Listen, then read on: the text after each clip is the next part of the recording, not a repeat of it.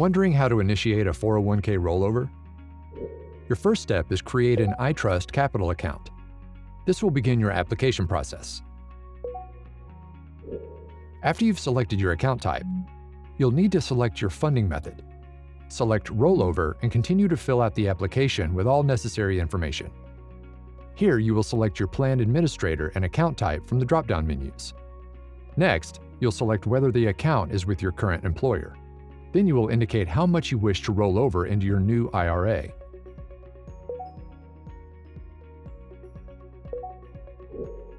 Now that your application has been submitted, you'll need to reach out to your current plan administrator to initiate the rollover to complete the process. Check your email inbox for rollover instructions. This email will have all the necessary information for when you contact your current 401k administrator to initiate your rollover request. Rollovers will usually take anywhere from 5 to 10 business days. Keep in mind, most 401k administrators will provide a physical check, which slows down the funding process.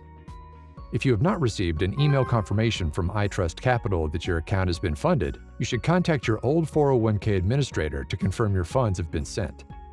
If you have additional questions or need assistance, do not hesitate to contact us through our support page or give us a call. Our team is here to help.